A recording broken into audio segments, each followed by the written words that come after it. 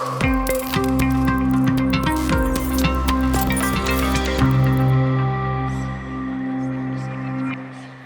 almal, baie welkom by die tweede sessie in ons woorde reeks. Vandag se tema is die effek van my woorde. Ek lees in een van Dr. John Maxwell se boeke die verhaal van Adam Clarke. Adam Clarke was 'n bekende teoloog in die 18de eeu wat in Ierland gebore is. Toe Adam 'n klein seentjie was, het hy swak gevorder op skool. Sy pa het vir almal vertel dat klein Adam, maar altyd sukkel op skool. Toe hoor Adam se pa van 'n onderwyser wat wonders verrig met leergestremde kinders. Hy vat toe klein Adam na die onderwyser en sê voor sy kind dat Adam maar sukkel met skoolwerk. Die onderwyser se reaksie was, en ek sê dit in Engels, "He looks bright to me." Hierdie woorde het klein Adam se lewe verander, sodanig dat hy vir die onderwyser vertel dat hy eintlik nie goed kan sien op die bord nie. En toe hulle sy oë toets, toe kom hulle agter, hy is toe nie so dom soos wat sy pa gesê het nie. Adam het voortgegaan om 'n doktorsgraad in teologie te verwerf, en hy was ook die skrywer van die bekende Adam Clarke kommentaar van Genesis tot Openbaring. Dis die boeke wat hy geskryf het. Wat het gebeur? Adam het van kleins af gehoor hy's dom, maar niemand het agtergekom. Hy kan eintlik nie op die bord sien nie. Ons moet versigtig wees wanneer ons woorde gebruik. Jy sien, wat ons bely is baie belangrik. Eerstens, die bron van waar ek my woorde kies, is ook baie belangrik. Daar's veral 3 stemme wat met my en jou praat. En ek en jy moet besluit na watter een luister ek en praat ek graag na. Die eerste stem is die stem van die wêreld. Jy kan dit daar in jou boekie invul. Nou, die stem van die wêreld kom van die God van hierdie wêreld. Die vader van die leuns, volgens Jesus, waar hy in Johannes 8 vers 44 gesê dat die duiwel is die vader van leuns, en hy praat net leentaal. Hy het ook met Jesus gepraat, maar Jesus het nie na sy raad geluister nie. Dan is daar die stemme van die wêreld, die wat ons in Psalm 1 van lees. Dis nou die raad van die goddelose, dis 'n stem van die wêreld. As jy luister, wat het Goliat vir Dawid gesê, toe Dawid en hy mekaar ontmoet het, hier in 1 Samuel 17 op die gevegsterrein, toe sê vir Dawid, kom hier so dat ek jou kan doodmaak. Nou Dawid se groot sukses was, hy het nie na die stem en die woorde van Goliat geluister nie. Want dit sou sy identiteit vernietig het en vrees by hom geskep het. Net so met my en jou. Nou watter stem luister ons? Die stem van vrees, die stem van ongeloof, die stem van waar iemand my verneder, die stem van Satan, wat my probeer vernietig. Nee, behalwe die stem van die wêreld, is die belangrikste stem, en dit in die tweede plek, die stem van God. Daarom lees ons die woord van God hardop. Elke keer as ek die woord van die Here opneem, en ek lees dit hardop, dan hoor ek God se stem. Ek hoor dit in my ore. Hy gebruik net my stem. Dan hoor ek hoe praat God met my. En daarin vind ek baie belangrike goed. Ek hoor God sê ek is sy kind. Hy sê ek is sy erfgenaam. Hy sê ek was 'n vreemdeling, 'n bywoner, maar nou is ek deel van sy huisgesin. Ek is familie, ek is deel van sy huisgesin. Hy sê ek is 'n geseënde. Hy sê ek is 'n uitverkorene. Dit is die stem wat ek moet hoor en napraat. Die Here gee aan Josua 'n opdrag in Josua 1 vers 8. Kyk wat sê vir hom. Hierdie wetboek, die Bybel, die woord, mag nie uit jou mond wyk nie. Met ander woorde, jy moet hom praat. Maar bepeins dit dag en nag, bedink dit, sodat jy nou gesê kan handel volgens alles wat daarin geskrywe staan. Want dan sal jy in jou weë voorspoedig wees. En dan sal jy met goeie gevolge handel. Wil jy voorspoedig wees in jou lewe? praat die woord. Eerste stem, stem van die wêreld, dit kom van die God van hierdie wêreld. Die tweede stem is die stem van God, is 'n belangrike stem. Ons moet daarna luister en dit napraat. En dan is daar die stem van ander mense. Baie van hulle is positief, ander is negatief. In Dr. Clark se geval was dit eers die negatief wat sy pa oor hom gespreek het. En dan was dit die positief wat 'n onderwyser oor hom gespreek het, wat sy lewe totaal verander het. In 1 Samuel 17 lees ons, in Dawid se geval, was dit die stem van sy broer en Saul se stem. Sy broer noem hom 'n nuusdraer en beledig hom, en Saul sê vir hom, jy kan nie. Sou Dawid na hierdie stemme luister, sou hy in Israel verloorders gewees het. Maar Dawid weet wie hy is, en wat hy met God se hulp kan doen. Weet ek en jy dit ook? Weet ons wat Filippense 4 vers 13 oor ons sê? Ons is tot alles in staat deur Jesus Christus wat ons die krag gee. Kan ek en jy dit bely? Kyk die skrif, wat sê die woord vir ons vandag? Spreuke 18:20. Van die vrug van iemand se mond word sy maag versadig. Hy word versadig van die opbrengs van sy lippe. Vers 21. Dood en lewe is in die mag van die tong, en elkeen wat dit graag gebruik, sal die vrug daarvan eet. Spreuke 18:20 sê hierdie woorde, words satisfy the mind, as much as fruit does the stomach. Good talk is as gratifying as good harvest. Words kill, words give life. They're either poison or fruit, you choose, sê die Message vertaling. Jy sien, woorde het negatiewe gevolge, dood, of positiewe gevolge. Kom ons kyk na negatiewe gevolge. Spreuke 18 vers 6, die lippe van die dwaas kom met getwis, en sy mond roep na sla. Die mond van die dwaas is sy ondergang, en sy lippe is druk vir sy lewe. Die vraag is, wil ek en jy graag ondergaan? Wil ons in die strikke van die lewe vasgevang word?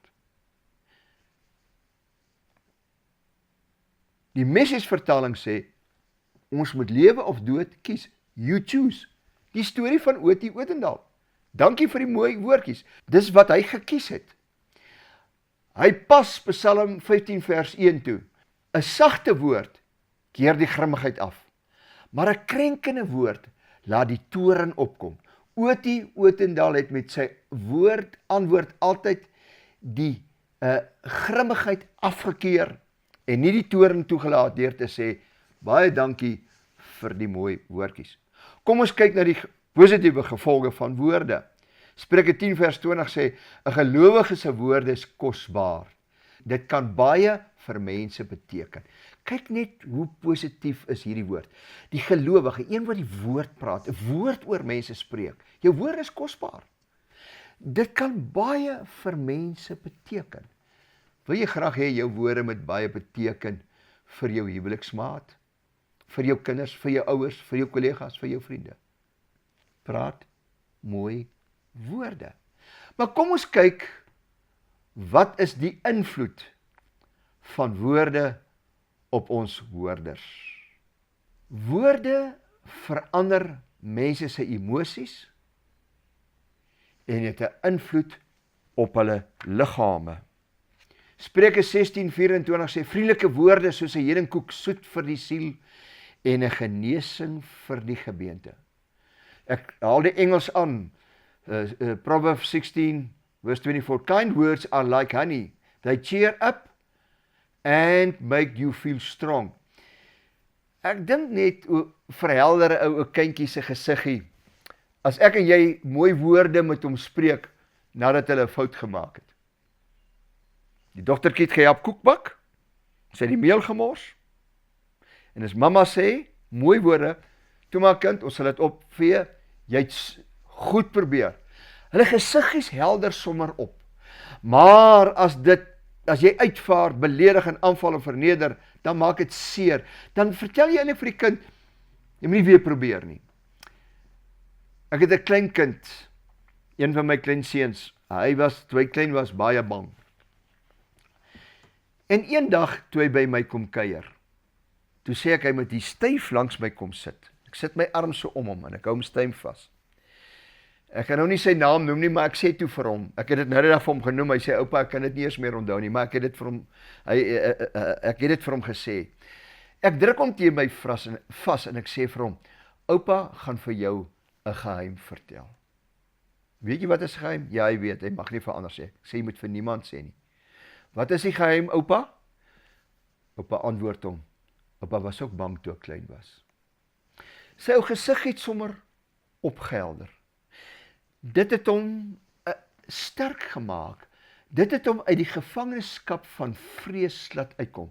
Hy is vandag 'n brawe seun wat eintlik vir niks bang is nie. Wanneer ek en jy kommunikeer, is daar baie aspekte wat betrokke is. Die eerste ding is, jy kan dit in jou boekie invul, die inhoud van my woorde. Die inhoud van my woorde is baie belangrik.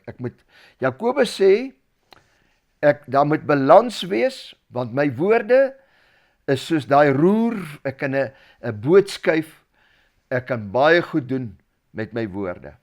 My stemtoon is baie belangrik. Volgende week gaan ons bietjie meer oor stemtoon praat. Maar my handgebare en my gesigsuitdrukking praat ook mos saam. Dis baie belangrik. Maar dan wat in my hart aangaan. Waarvan die hart vol is, sê die Bybel. Lukas 6 vers 45 sê, die goeie mens bring uit die goeie skat van sy hart tevoorskyn wat goed is. Slegte mens bring uit die slegte skat van sy hart tevoorskyn wat sleg is. Want uit die oorvloed van my hart spreek die mond. En dan, ook baie belangrik, tydsberekening is baie belangrik. Pas op om nie te praat as jy kwaad is of verneder voel nie.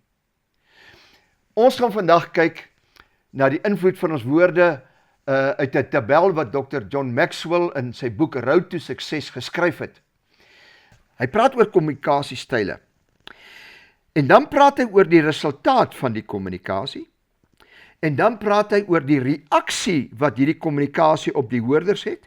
En dan die effek op hulle. Hoe gaan hulle reageer en wat is die effek op hulle? Eerste kommunikasiestyl is aanvallend. Nou die resultaat is, dit vernietig alle positiewe kommunikasie. Die reaksie by jou hoorder is, dit bring vyandskap wanneer jy iemand aanval. Die effek is, op hierdie hoorder, hulle word verneder en hulle beleef vrees. Hulle word bang vir jou, hulle wil nie weer met jou praat as jy hulle aanval nie. Die tweede kommunikasiestyl is dominerend. Dit vernietig, dit is die resultaat, alle openlike kommunikasie. Die reaksie op die hoorder is, hy voel verwerp, en die effek is, daar's 'n stuk bitterheid by hom, want jy domineer hom altyd. Jy kan maar dink in watter situasies is jy gedomineer in jou lewe, en hoe dit jou bitter gemaak, want jy kon nie terugpraat nie. Stilstype is ook 'n kommunikasiestyl. Dit vernietig die hoop op sinvolle gesprek, want een persoon het stilstype. Wat is die reaksie? Dit bring verdeeldheid. Wat is die effek op jou hoorders? Hulle voel gefrustreerd en verlaten, want hulle wil graag die saak uitpraat, sodat die saak in die lig kan kom en dit uitgesorteer kan word, vergifnis gevra kan word. Die belangrike een is openlike gesprek. Openlike gesprek kweek weer openlike kommunikasie. Dis die resultaat. Die reaksie op jou hoorder is, dit bring 'n stuk eenheid met die persoon wat openlik met hom kommunikeer. Die effek op die hoorder is aanvaarding en aanmoediging. Watter effek wil jy by jou hoorders los? Watter effek en reaksie wil jy by jou huweliksmaat los?